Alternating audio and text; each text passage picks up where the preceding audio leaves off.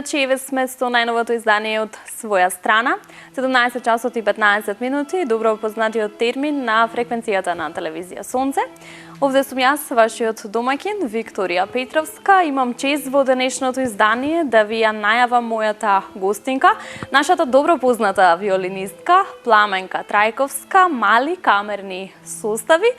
Музичка организација која што има за цел да ни ја доближи нас на пошироката публика, класичната музика и незиното значење денес, впрочем. Затоа ќе проговориме и токму во денешното издание од своја страна. Најпрво ќе и посакам добри дојде на господја Пламенка Трајковска. Ви благодарам што ја прифативте мојата покана да бидете дел еве од студиото на телевизија. Добар ден до вашите гледачи. Ми е навистина драго дека еве денеска во вашата емисија може да зборуваме малку повеќе за класичната музика, за тоа што работи нашиот тим од професионални музичари и практично кои се нашите насоки или пак активности кои што имаат една единствена цел, а тоа е да ја доближат класичната музика до најшироката публика. Практично оваа работа ја работиме многу долго време и на почетокот бевме само еден гудечки квартет кој што ги направи практично првите чекори во насока на доближување на класичната музика. А тоа е изведба на класична музика вон стандардните концертни сали. Ми се чини дека ние бевме можеби првиот тим кој што се охрабри да изведе класична музика на плоштад, да изведе класична музика во трговски центар и понатаму и за некои компании, така што со текот на годините тоа не стана некоја пракса на некој начин. Она што понатаму го развивме е создавањето на кросоверот, а тоа е спој на класична музика со модерна музика. Такви примери и во светот, да кажам, своевременно се појавија како виолинистката Ванеса Меј, понатаму Бонд квартетот и практично тој пример ние го земавме и создадовме еден македонски продукт на кросовер музика. Резултатот од тоа е моето CD Апасионато, на кое што се наоѓаат 10 numeri, кои што се земени, темите се земени од класичниот репертоар, а сите тие се обработени во модерни музички изрази, како поп, понатаму техно музика, значи земени се повеќе стилови.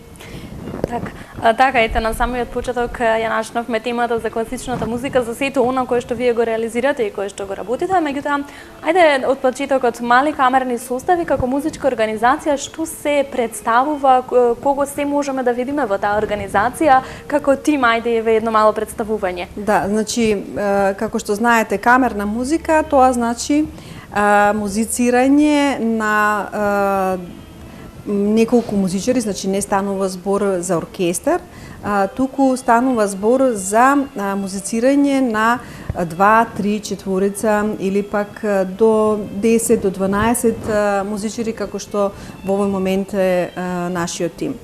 Значи може да се појавиме како гудечко дуо, како гудечко трио, како гудечки квартет или пак како мал камерен состав. Сега, најчесто работам со млади музичари.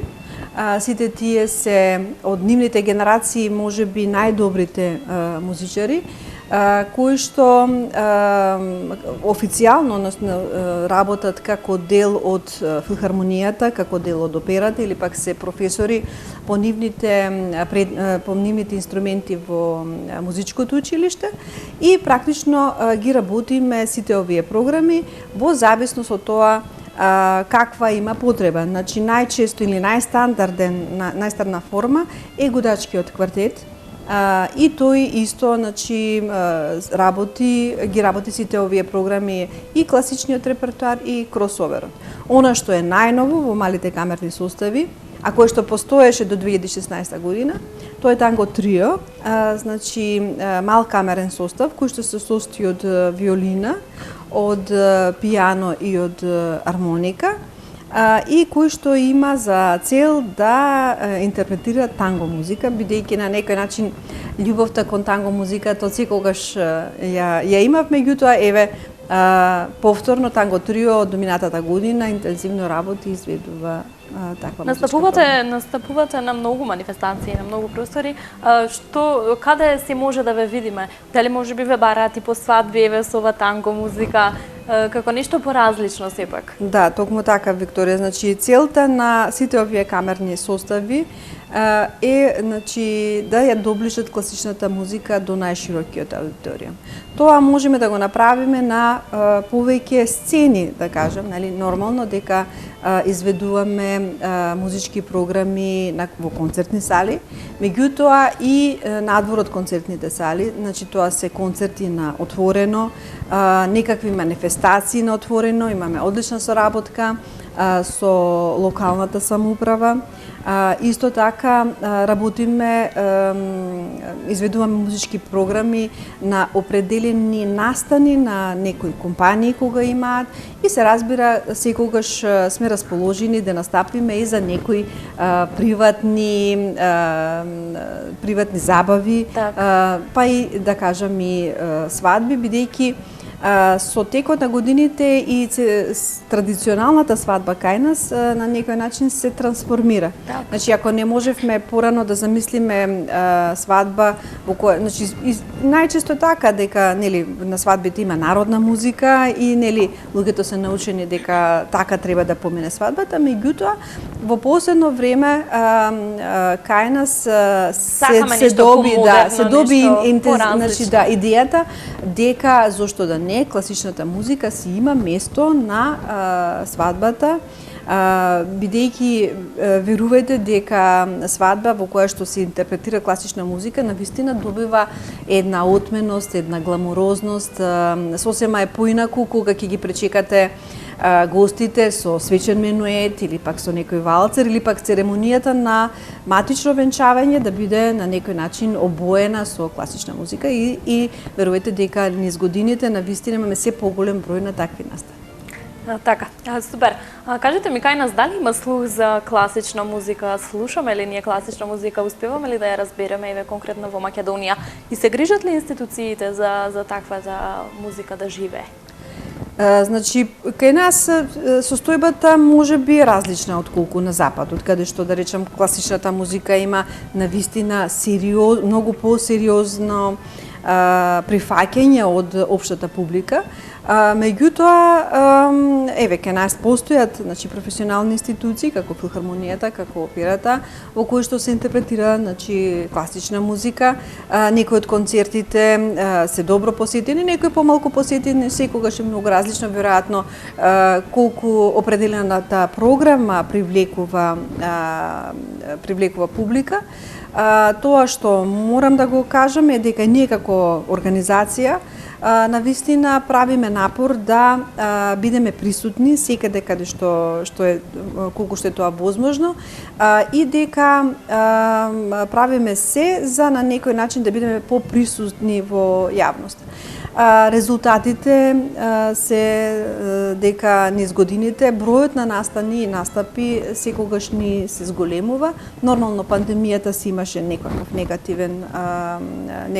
негативно влијание, меѓутоа еве сега 2022 година може да се пофалиме дека имаме букирано некои си 30 на настани, што лично многу ме радува, така што верувам можеби нема да го постигнеме нивото од 2019 година, меѓутоа гледаме дека оваа година веќе, значи гледаме дека оваа година ќе биде подобро од минатата. Така, реализиравте неколку концерти, еве конкретно последниот, односно новогодишниот концерт кој што ви беше нели најавуван. Какво е искуството со концертите? Доаѓаат ли луѓето, сакаат ли да слушаат? Да, новогодишниот концерт беше наменет за детската популација. Значи една од последните неколку години интензивно работиме на идејата дека секое дете во Македонија од 1 до 9 одделение дека треба да му возможиме да присуствува барем еднаш на вистински концерт со класична музика. Секогаш аплицираме до Министерството, разговараме со локалната самоуправа и некогаш наидуваме на разбирање, некогаш помалку наидуваме на разбирање, меѓутоа секогаш се обидуваме да реализираме барем неколку концерти во текот на годината кои што се наменети за децата. Така, во декември месец реализиравме концерт со наслов Музика и танц со гудачкиот квартет во Домот на армијата. Нормално во ова време на пандемија има протоколи за реализирање на концерти и верувајте дека реализиравме 2 концерти и двата беа полни до последното место, што на некој начин е показател дека децата, дека родителите сосема се свесни за тоа колку е важна класичната музика, колку е важно децата да се запознаат со таа култура, бидејќи самата класична музика навистина позитивно влие на детскиот развој и ете таа свесност на некој начин резултира со резултатот ние што го постигнавме. Кога веќе ги спомнавме и те концертите, предлагам пред нашите гледачи еве сега да прикажеме дел од вашите концерти, па тука драги гледачи ќе ве оставам да поуживате во концертите на Пламенка Трајковска, мали камерни состави, а потоа се враќаме назад во студиото.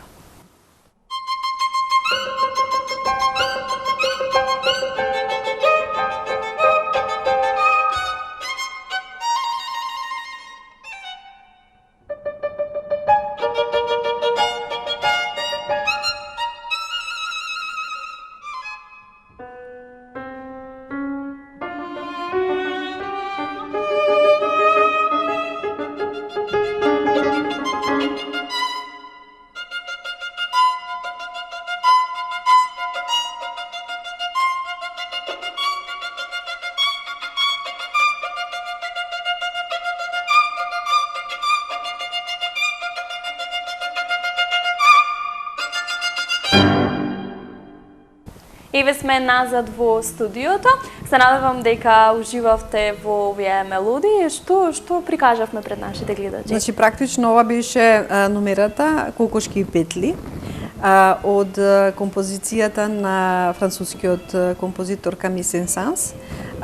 Неговата композиција Карневалот на животните. Практично тоа е композиција која што е наменета за детската популација. Јас таа композиција ја обработив, односно ја реаранжирав за виолина и пијано. Така што го направив CD-то Карневалот на животните и ова е една кратка номера. Практично ова CD е наменето за доближување на класичната музика до детската популација.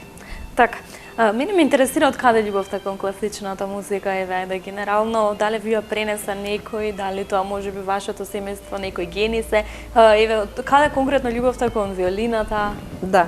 Мојата приказка е многу интересна, а тоа е дека во моето мало сите деца појдоа на училиште. И јас бидејќи бев мала, не можев да одам на училиште и на некој начин мојата мајка се досети дека ете јас ќе одам на училиште, меѓутоа на музичко училиште. Така што кога другите деца велеа дека сега се они прво одделение, јас велев јас сум прво одделение, ама во музичко. Во музичко. Да. Така да тоа беше првата точка од каде што се започна, а потоа како бидејќи навистина бев многу талентирана, ми препорача дека е подобро да свирам на виолина отколку на пијано и така сето тоа започна на некој начин. Кога јас инаку бев одлична ученичка, значи бев првенецна генерација и кога дојде време да се определам каде понатаму, имав силна желба да свирам виолина, меѓутоа сакав и да едноставно економските науки на некој начин ми беа интересни и во тој момент одлучив дека ќе го продолжам моето образование во музичко, бидејќи изучувањето на музиката, изучувањето на инструментот е поврзано со младоста. Вие не можете на 30 години да учите да свирите виолина. така што го комплетирав моето музичко образование на Музичката академија, а потоа се запишав на економскиот факултет, па така денеска можам се пофалам дека сум доста амбициозна. Да, дека сум магистар по економски науки. Така, виолинист, економист. Да, Добро, да. тука сме. Со кого сакате да ја споделите еден ден сцената? Каде би сакале да се појавите, да освирите? Искрено, значи, многу, да кажам, како инспирација од секогаш ми е виолинистот Андре Ру.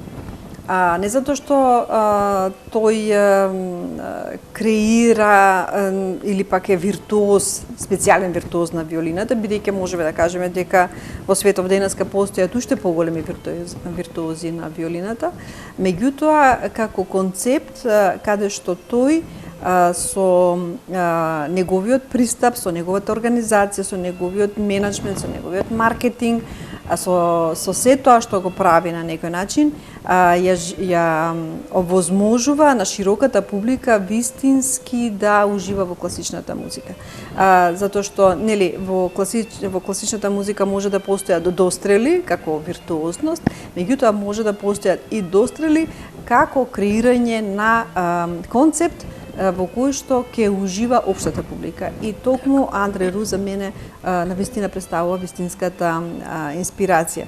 Тука се секако Бонд квартетот, кој што на некој начин стапие како камерен состав и направија навистина креирање на кросовер, кој што исто така на некој начин овозможи во светски рамки продор на тој кросовер, на продор на таа камерна музика, така што тоа е уште една инспирација за мене. Како сцена, сега каде би сакала да настапам, морам да признам, а тоа е дека сум работена во филхармонија и дека тоа што сум дел од тој тим, навистина за мене представува чест и задоволство. Но од друга страна тоа не ми дозволува да отсуствувам од работа, бидејќи јас реално имам секојдневни обврски во филхармонијата, така што исто така и моите колешки, сите тие негдека поврзани со некои од институциите, така што организирањето на концерти надвор од нашата држава навистина е главоболка во смисол дека треба во еден момент 4 музичари да ги ставите и да бидат слободни, значи тие да можете да ги ставите во авион, негдека да ги однесете да отсвират нешто. Не знам, може би со текот на времето ќе најдеме подобар модус како тоа да функционира. Еве оваа година имаме поддршка од Министерството за култура за наше представување во Истанбул, за кое што навистина многу се радувам, бидејќи турската сцена навистина е огромна сцена и се надеваме дека тој концерт, тие контакти на некој начин ќе ни овозможат некакви гостувања во иднина или пак некаква понатамошна соработка. Така, моето следно прашање е колку младите ваши колеги сакаат да се занимаваат еве со класична музика? Има ли млади луѓе кои што сакаат да ја изучуваат, да ја практикуваат класичната музика кај нас денес? Се разбира, значи јас работам со професионални музичари, што значи тоа дека сите тие го поминале процесот на едукација, значи тоа се сите музичари кои што завршиле на факултетот за музичка уметност. Некогаш дури и тие се строго насочени кон класичната музика. Тоа што кога ќе дојдат во нашиот тим, го учат е тоа дека точно класичната музика може да се представува на концертна сцена, меѓутоа и сите оние други сцени и можности каде што може да се изведе класичната музика. Посебен предизвик е кога работам со млади музичари кои што, нели, во нивната бранша, значи во нивните инструменти се навистина најдобрите, е тоа кога тие треба да се прилагодат на кросоверот. Значи, ако ние вежбаме секојдневно некоја класична композиција, ние не се учиме да правиме сценски движења, не се учиме да комуницираме со публиката, а кросоверот на некој начин го побарува. Така што имаме навистина сериозни обуки по тоа прашање за еден ден, например, тие да застанат на сцената и барабар со другите колешки на некој начин да го носат кросоверот пред публика. Колку време и посветеност бара ваквата работа, свирењето на инструментот, нели? Еве. Да, многу. Практично целото време, затоа што значи една работа е, значи јас се како организатор на тие мали камерни состави, една работа е да си ја навижбате вашата партија. Сосема друга работа е да ги организирате музичарите други или пак да ги обучите другите музичари. Посебен дел е комуникацијата со определените организатори со кои што треба да соработувате, односот со публиката, па и ако сакате една ваква емисија на некој начин да се доведе да се разговара, сето тоа си бара време, подготвеност, посветеност, меѓутоа јас ке кажам, значи, сето ова го правам со љубов и навистина не се жалам за тоа дека посветувам многу време за тоа. Напротив, многу ми е драго кога после нашите концерти или пак после некои наши настапи имаме комуникација со аудиториумот, со нашата публика и кога ќе видиме дека таа е задоволна, дека таа ни возвраќа со комплименти, навистина тоа е нашиот пат тогаш, дека сме на вистинскиот пат. Така, што друго го исполнува вашето слободно време и кој можеби балансот еде помеѓу работата, помеѓу секојдневието?